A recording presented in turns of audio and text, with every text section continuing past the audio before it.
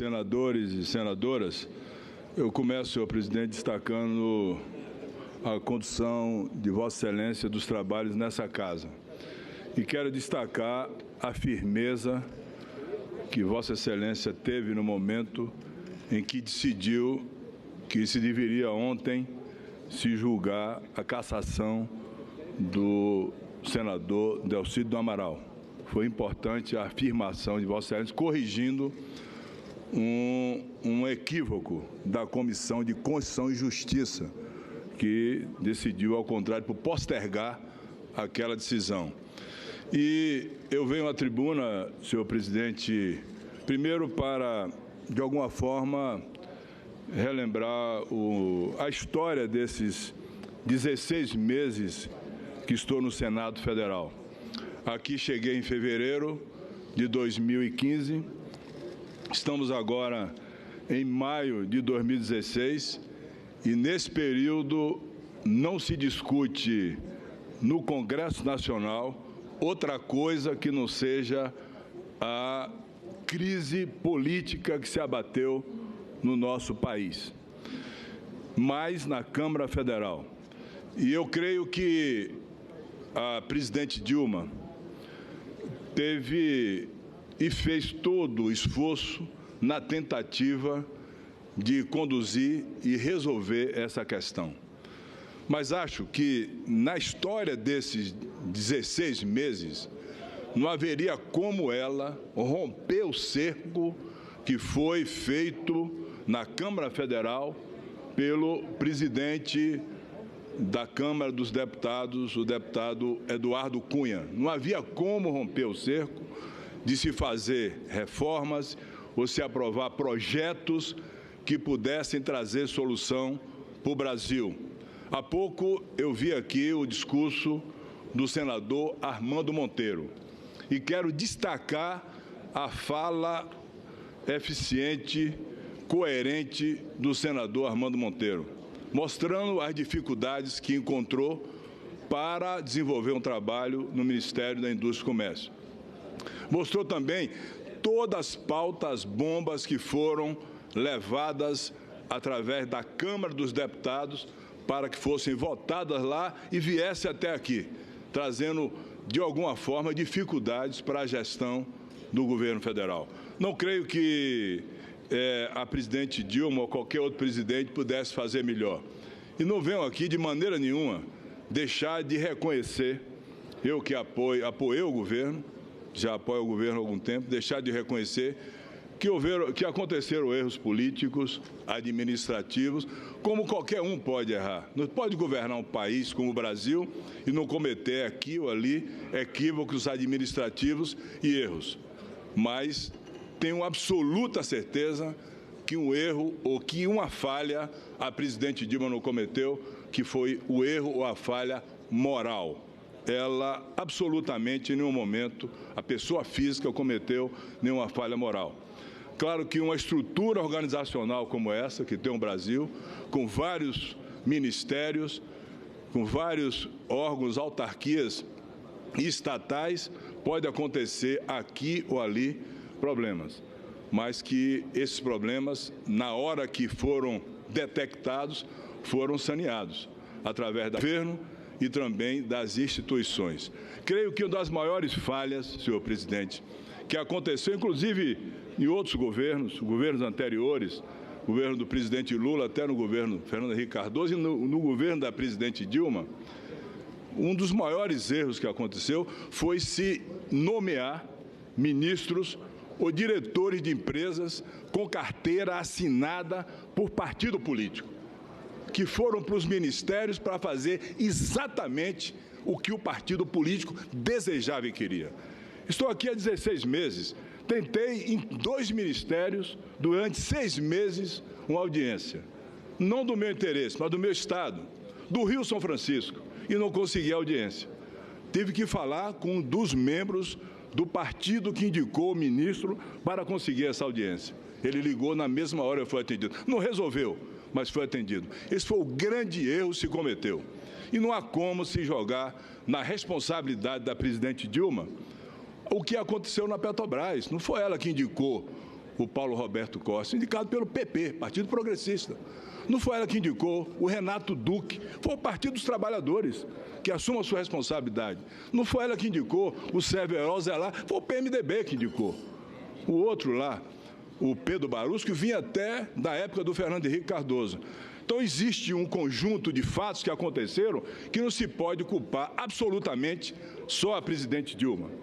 Então, eu vejo isso e fui aqui um espectador silencioso vendo o que tinha acontecido no Brasil. Então, esse fato histórico desses 16 meses, eu tenho que registrar como uma coisa que se discutiu muito mais política, se pregou aqui muito mais o ódio implacável na disputa e na querela política para desmontar o governo, o ressentimento incontido, a mágoa que não passou em momento nenhum por uma eleição que foi decidida pelo voto e se quer decidir essa eleição agora no tapetão. Não venho aqui para fazer crítica a quem mudou instantaneamente de lado. Quem estava até o dia 15 de abril com o governo e no dia 17, após a admissibilidade, mudou de lado e veio para um governo que vai chegar novo. Não vou fazer essa crítica, até porque essa é uma decisão de cada um. O meu partido, no dia 15, liberou a bancada. O presidente Kassab não teve como conduzir os 38 votos. A maioria dos deputados queriam votar pela admissibilidade lá na Câmara dos Deputados. Tanto é que, na Bahia, os 5 deputados federais do PSD votaram contra a admissibilidade. Eu quero agradecer a cada um deles que fez isso, com mais 3 que fizeram isso. Venho aqui hoje, também liberado pelo presidente do meu partido, para declarar meu voto contra a admissibilidade do impeachment da presidente Dilma, do processo que deve se abrir aqui contra a presidente Dilma. Mas o que aconteceu, rapidamente, instantaneamente, da mudança de posição, eu jamais faria. Primeiro, por educação familiar. Segundo, por tradição política. E terceiro, se tivesse que mudar de posição, depois de apoiar o governo, durante 5 anos e meio, e receber no meu estado tantas obras desse governo, porque foi a presidente Dilma em 5 anos e meio, que fez mais pela Bahia do que Lula em 8 e que Fernando Henrique também em 8. Ajudou o ex-governador Wagner, que foi um grande governador, e o atual governador Rui Costa. Se tivesse que mudar de posição na hora pior do governo, quando ele estava mais fraco, eu não me consideraria um homem. Seria um serralho de homem e eu vou até o fim nas minhas posições políticas, porque essa é uma determinação do meu caráter e da minha dignidade forjada dentro da minha família. Portanto, a minha condição de estar aqui hoje será e ficará sendo sempre firme, porque reconheço, primeiro, que não há crime de responsabilidade.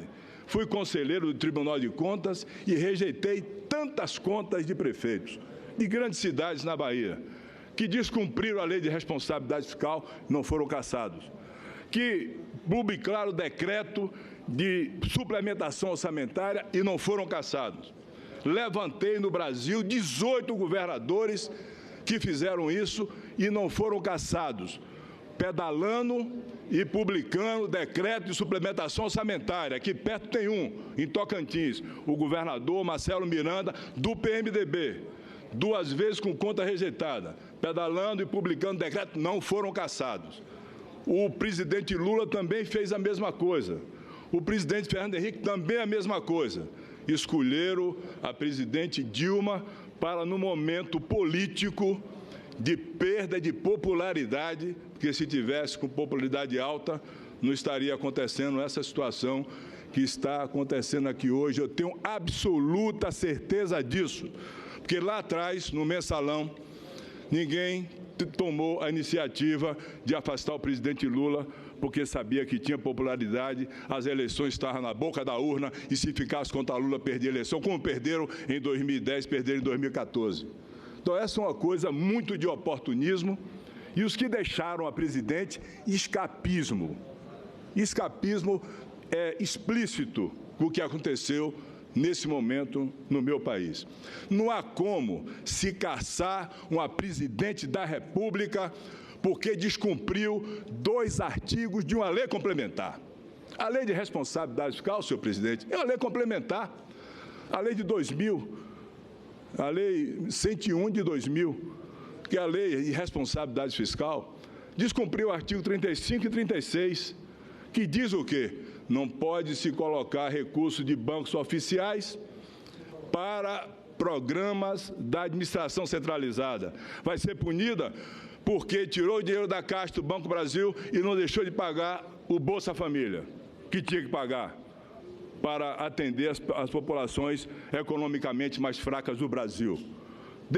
Tirou o dinheiro para não deixar parar o programa Bolsa Família, que no meu estado deu moradia a 200 mil famílias.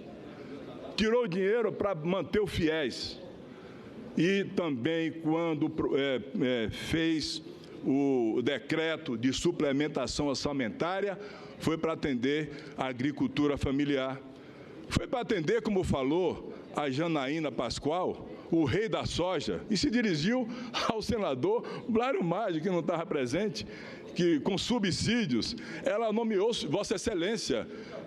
Pois é, a Janaína Pascoal nomeou, Vossa Excelência não estava presente, mas nomeou Vossa Excelência. Para manter o quê? A produção agrícola e rurícola do país, que gera tantos dividendos para nosso país. Vossa Excelência estava presente, eu quase tomo a palavra para lhe defender, mas como o senhor me deu a procuração de advogado, não fiz. Portanto, senhor presidente, então não há como querer dizer que há crime de responsabilidade por descumprimento de uma lei complementar. E outra coisa, remete para a Constituição Federal. Aí diz, o artigo 85 da Constituição Federal, inciso 6º, diz que não pode atentar contra a lei orçamentária. E ela atentou contra a lei orçamentária quando, em 2014, quem foi o relator para corrigir a meta é o atual presidente do PMDB, o senador Romero Jucá, em 2014. Quando, em 2015, o Congresso Nacional corrigiu também a meta e, consequentemente, sanou o problema. Então, eu digo que esse é um momento delicado do Brasil. As consequências do ato que poderá ser tomado aqui por maioria dessa casa, e, sinceramente, se a maioria tomar essa decisão, a maioria não vai estar com a lei nem com a virtude, vai estar contra a lei e contra a virtude, porque eu tenho absoluta certeza desse ato que vai ser tomado aqui. As consequências dele serão consequências que vai gerar jurisprudência, porque amanhã vai se poder caçar prefeito que descumpriu o artigo 35 e 36, que nunca foram cassados. O governador, da mesma forma. O governador que publicar um decreto e tiver minoria na Assembleia, da mesma forma pode ser cassado. Vai virar uma regra geral. As consequências desse ato que poderá ser tomado aqui hoje. Eu peguei aqui meu celular e estava olhando, e estava vendo aqui uma frase, 2 frases, do jurista, do filósofo, que escreveu um livro antigo, mas que eu gosto muito, O Espírito das Leis, que é de Montesquieu. Ele diz assim, na primeira frase dele, todo castigo cuja necessidade não seja absoluta, ou seja, imperiosa, ele é tirânico, é opressor, é cruel, é desnecessário, é injusto. É injusto. E toda injustiça, senhor presidente, que se faz contra um, pode virar ameaça para todos. É essa ameaça para todos que hoje, se aprovar aqui, a admissibilidade e amanhã a cassação vai valer para prefeitos, governadores, que estarão submetidos a uma lei retrógrada que veio depois da Constituição de 1946, que é a Lei 1079 de 1500, que é uma lei retrógrada que precisa ser modificada para não ceifar liminarmente, de forma liminar, quem foi eleito nas urnas livre e soberana do Brasil. Meu voto é contra o impeachment com toda a segurança.